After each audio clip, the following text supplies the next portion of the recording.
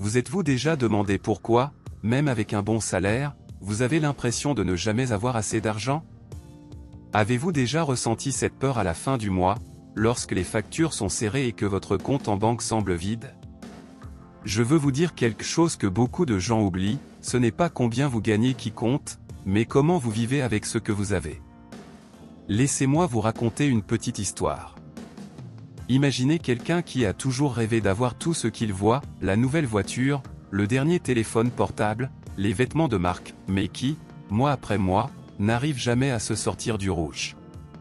On dirait une course sans fin, un cycle qui se répète. Et ce cycle est un piège silencieux qui détruit les rêves et bloque le chemin vers la véritable richesse. Mais saviez-vous qu'il existe une sagesse ancestrale, directement issue des enseignements de Salomon, qui révèle un secret simple et puissant pour s'en sortir, vivre en dessous de ses moyens? Cela semble simple, non?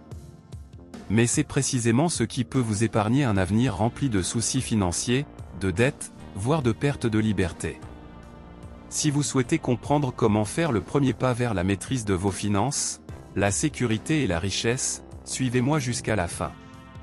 Et profitez-en pour vous abonner à la chaîne et activer les notifications, vous y découvrirez d'autres astuces qui peuvent transformer votre vie financière. Imaginez une situation courante, une personne reçoit son salaire, règle ses factures, achète des choses qu'elle désirait depuis longtemps, commande un plat différent, et avant même de s'en rendre compte, tout est parti. Le mois commence à peine, mais l'argent est presque épuisé. Et le pire, c'est que cela se produit tous les mois. On a l'impression qu'il n'y a jamais assez d'argent, peu importe le montant gagné. Il y a toujours une pénurie à la fin. Mais le problème n'est pas toujours la somme gagnée, mais plutôt la façon dont elle est gérée. Salomon, dans sa sagesse antique, disait que les imbéciles consomment tout ce qu'ils ont. Et c'est toujours vrai. Vivre à la limite financièrement, dépenser jusqu'au dernier centime, est un piège. Cela empêche toute possibilité de croissance. Tout imprévu devient un problème. Une dépense imprévue suffit à engendrer des inquiétudes, voire des dettes. Ceux qui veulent s'épanouir financièrement doivent apprendre à vivre avec moins que ce qu'ils gagnent. Cela ne signifie pas tout abandonner ou vivre dans la restriction, mais plutôt faire preuve de discipline et de conscience. Il s'agit de comprendre que dépenser tout ce que l'on gagne, simplement parce que l'on peut, est un comportement qui nous empêche de bâtir des finances à long terme. Une façon simple de changer cela est de mettre de côté une partie de ce que l'on reçoit dès que l'argent arrive. Comme si c'était une obligation, quelque chose d'intouchable. Ce qui reste, c'est ce que l'on utilisera au quotidien. Cela peut sembler difficile au début, mais cela apporte plus de sécurité, de stabilité et de tranquillité d'esprit au fil du temps. Épargner avant de dépenser est une habitude. Et les habitudes, bien choisies, peuvent complètement changer le cours de votre vie financière. La frontière est ténue entre bien vivre et dépenser à outrance. Nombreux sont ceux qui adoptent un mode de vie qu'ils ne peuvent maintenir simplement pour avoir l'impression de s'inscrire dans un schéma qui n'a pas toujours de sens. Une meilleure voiture, un nouvel appareil électronique, des vêtements de marque, des voyages payés en plusieurs fois, autant de choses qui peuvent sembler un signe de réussite, mais qui cachent en réalité une réalité fragile. Salomon disait qu'il vaut mieux posséder peu avec justice que beaucoup de richesses acquises sans but ni équilibre. Il voulait montrer qu'avoir plus ne signifie pas vivre mieux. Lorsque la vie tourne autour de l'étalage ou d'un style de vie qui dépasse la réalité financière, le résultat est généralement la frustration et l'endettement. Ce qui apporte la sécurité, ce n'est pas l'étalage. C'est être en paix avec ce que l'on a, tout en construisant quelque chose de solide. Cela commence lorsque vous décidez de ne pas vous lancer dans des compétitions invisibles et de commencer à prendre des décisions en fonction de ce qui a du sens pour votre vie, et non des pressions qui vous entourent. Nombreux sont ceux qui gagnent bien leur vie, mais vivent endettés. Et il y a aussi ceux qui gagnent moins et parviennent à épargner, à s'épanouir et à s'organiser. La différence réside dans la façon de penser. Dans le fait de savoir que le véritable confort vient de la liberté de choisir, et non de l'obligation de préserver une image. Une bonne étape consiste à analyser vos dépenses et à vous demander honnêtement, qu'est-ce qui est vraiment nécessaire dans tout cela? Qu'est-ce que j'achète par impulsion ou par vanité? Réduire ses excès ne signifie pas se priver, mais gagner en clarté et se libérer de l'essentiel. Maîtriser sa consommation, c'est maîtriser ses créations. Et cela change tout. Une préoccupation très courante en matière financière est la précipitation. Le sentiment que si on ne le fait pas maintenant, on ne réussira jamais. C'est alors que l'on prend des décisions hâtives, on achète des choses dont on n'a pas encore besoin, on s'endette sans planification, on prend des engagements mensuels pour entretenir une image de progrès. Tout cela dans l'espoir de régler ces problèmes une fois pour toutes. Mais le problème, c'est que précipitation et stabilité financière vont rarement de pair. Salomon disait que les plans bien pensés mènent à l'abondance, tandis que ceux qui agissent dans la précipitation finissent par se retrouver dans la pénurie. Et il ne parlait pas de chance ou de malchance, mais de comportement. Quand on ne prend pas le temps de réfléchir, de faire les calculs, d'analyser ce qu'on peut ou ne peut pas faire, on finit par créer son propre déséquilibre. Le résultat est prévisible, frustration, manque d'argent et ce sentiment de toujours courir après ce qui devrait déjà être réglé. En réalité, bâtir une vie financière stable prend du temps. Ce n'est pas une question de rapidité, mais de cap. Inutile de se précipiter si le chemin est mal tracé. Dépenser sur un coup de tête, vouloir améliorer son niveau de vie avant d'avoir la sécurité nécessaire, tout faire, hier, tout cela revient à construire une maison sur un terrain instable. Cela peut paraître beau au début, mais cela ne durera pas. Ce qui fonctionne vraiment, c'est l'inverse, patience, planification et constance. Avant d'acheter quelque chose, demandez-vous, puis-je me le permettre, ou est-ce que je le veux simplement ? Est-ce que cela correspond à ma situation financière ou est-ce que cela me coûtera cher ?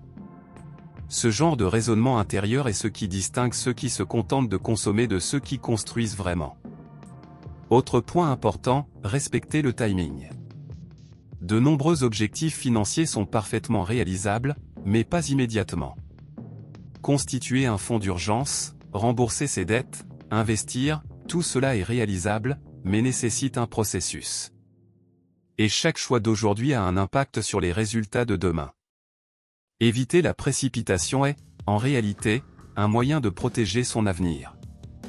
Ceux qui prennent des décisions sereinement, qui savent attendre le bon moment et prioriser l'essentiel, réussissent mieux que ceux qui vivent en quête de la prochaine victoire facile. La solidité financière ne dépend pas de vos revenus, mais de votre capacité à décider clairement. Et la clarté exige de la pause. Elle exige de la réflexion. Elle exige de savoir dire « pas encore » quand il le faut.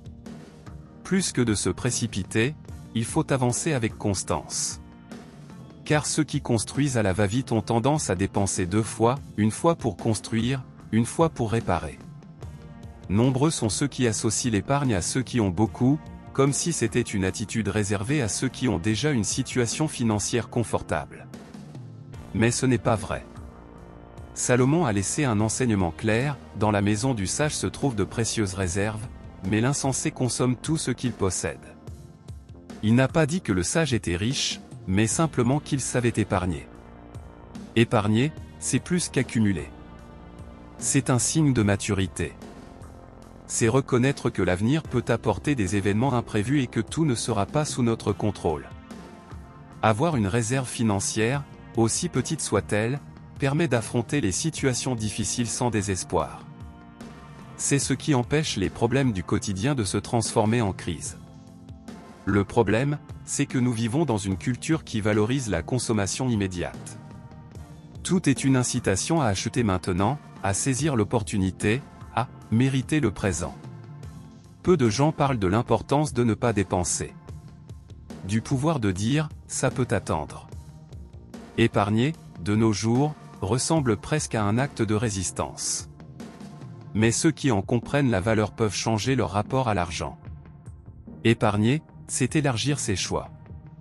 Vous pouvez refuser une mauvaise proposition, garder votre calme en cas d'urgence, planifier quelque chose de plus important et moins risqué. Et il n'est pas nécessaire d'en faire beaucoup. L'habitude d'épargner commence avec ce que vous avez déjà. Parfois, il s'agit d'une petite somme par mois, voire par semaine. L'important est d'instaurer ce comportement. Fait-en une priorité. Idéalement, cet argent devrait être conservé à part, loin des accès faciles, loin de l'envie de dépenser. Comme s'il n'existait pas, jusqu'à ce que ce soit vraiment nécessaire. Épargner est aussi un moyen de construire. Car chaque somme épargnée ne reste pas là, elle vous aide à créer de la stabilité. Plus tard, elle peut être investie. Elle peut se transformer en une meilleure opportunité. Elle peut financer un rêve de se libérer de ses dettes. Mais, surtout, c'est la base. C'est ce qui vous évite de devoir tout recommencer à zéro à chaque échec. Nombreux sont ceux qui vivent dans un cycle, ils gagnent, dépensent, résolvent le mois, et repartent à zéro. Et ils répètent ce cycle pendant des années. La différence entre poursuivre ce cycle ou le briser réside souvent dans la simple décision d'épargner avant de dépenser. Épargner, c'est avant tout respecter ce que l'on a déjà accompli et s'engager à poursuivre ce que l'on souhaite encore accomplir. Une croyance tacite s'installe chez beaucoup, partager ce que l'on a, c'est finir par manquer. Et c'est compréhensible, surtout pour ceux qui ont grandi en entendant qu'il fallait tout épargner, ou penser d'abord à soi. Mais en s'appuyant sur la sagesse ancienne, on perçoit une autre logique. Salomon disait que les généreux s'enrichissent encore, tandis que ceux qui s'accrochent à ce dont ils peuvent se défaire finissent par s'appauvrir. Non pas par magie, mais par mentalité. Car la vérité est simple, ceux qui vivent dans la peur de manquer vivent dans un état de pénurie, même lorsqu'ils en ont. La peur les freine. Elle les pousse à s'accrocher sans cesse, à se méfier de tout et de tous, et à considérer chaque pièce qui sort comme une menace. Cela crée une relation malsaine avec l'argent, qui devient une fin en soi et non un outil de construction. En revanche, ceux qui ont appris à vivre en conscience et à maintenir un équilibre financier savent qu'aider, contribuer, donner, ce n'est pas perdre. C'est montrer que l'argent ne vous contrôle plus. Que vous ne soyez pas asservi par elle, mais que vous sachiez exactement où elle se situe dans votre vie. Et attention, il ne s'agit pas ici de grosses sommes d'argent ni de gestes publics. La véritable générosité commence par des décisions silencieuses. C'est lorsque vous voyez quelqu'un dans le besoin et que vous choisissez d'aider, même si personne ne le sait. C'est lorsque vous mettez de côté une partie de ce que vous avez, aussi importante soit-elle, pour améliorer la vie de quelqu'un. Ce type d'attitude, lorsqu'il naît d'une intention claire, a un effet puissant, il vous éloigne de la mentalité de pénurie et vous rapproche de la liberté. Sur le plan financier, ceux qui partagent intelligemment développent un sens des priorités beaucoup plus clair. Ils commencent à comprendre ce qui compte vraiment, où investir et où cela n'est que vanité. Cela rend les décisions financières plus conscientes, plus liées aux valeurs qu'à l'apparence. De plus, la générosité crée un espace émotionnel. Elle apporte un sentiment d'utilité, un lien avec les autres, qu'aucun compte bancaire complet ne peut offrir à lui seul. Car il ne sert à rien d'accumuler et de vivre isolé, méfiant, prisonnier de la peur de perdre ce que l'on a. La vraie prospérité est celle qui coule de source. Celle qui arrive, bien gérée et qui peut être partagée sans culpabilité, sans exagération, sans obligation. Bien sûr, impossible d'aider les autres si l'on peine à maintenir sa propre structure. C'est pourquoi vivre en dessous de ses moyens est si important. Lorsque l'on dépense moins que ce que l'on gagne, que l'on épargne avec discipline et que l'on investit de manière responsable, il y a naturellement de la place pour le partage. Et lorsque cela se produit, on ne se sent pas diminué, on se sent utile. Le signe le plus clair qu'une personne a progressé financièrement n'est pas seulement ce qu'elle a, mais ce qu'elle peut en faire. Si elle peut aider sans compromettre son équilibre, c'est qu'elle a bien construit ses fondations. En bref, partager n'est pas une menace. C'est un privilège. C'est l'un des plus beaux signes de liberté financière, car seuls ceux qui ont appris que l'argent n'est pas une fin en soi, mais un outil, partagent. Et la véritable richesse ne réside pas dans l'épargne, mais dans la capacité à la partager sans crainte. Avez-vous aimé ces leçons simples mais efficaces pour vous aider à vivre en dessous de vos moyens et à véritablement bâtir votre patrimoine?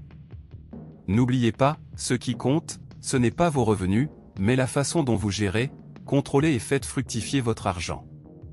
Vivre avec moins que ce que vous pouvez vous permettre aujourd'hui ne signifie pas renoncer à l'avenir, c'est s'assurer qu'il sera bien meilleur.